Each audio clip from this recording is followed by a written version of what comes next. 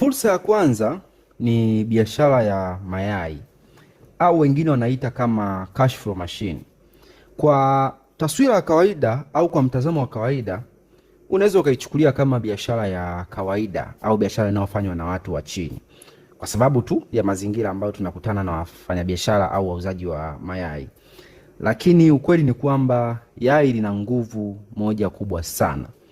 Ni kwa sababu gani? Kwa sababu linauzika kila siku. Tukichukulia mfano, labda unafuga ng'ombe, itakuhitaji miezi kadhaa au miaka kadhaa kuweza kuanza kutengeneza faida au kumuuza huyo ng'ombe wako.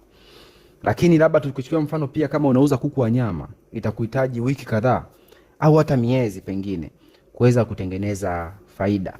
Lakini pia ukitazama mayai, ni bidhaa inayouzika kila siku na kila wakati. Na siku zote matajiri wengi na watajiri wakubwa wanaangalia biashara yenye vitu vitatu hasa. Kwanza, biashara yenye cash flow ya haraka. Pili, ni biashara yenye mzunguko wa fedha ya kila siku. Na tatu, bidhaa inayotafutwa kila siku. Na tukiangalia zao la mayai ina vitu vyote hivyo vitatu.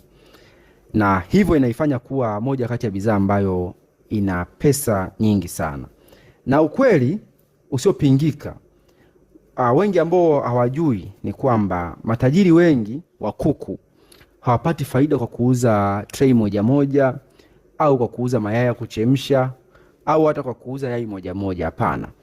Matajiri wengi wanapata fursa kwa kuweka mikataba, kwa mfano kwenye mahoteli, mashule, taasisi mbalimbali, migahawa, supermarkets na hata kuuza kwa jumla. Na hapo ndipo ambapo inaifanya yai kuwa bidhaa yenye faida kubwa sana.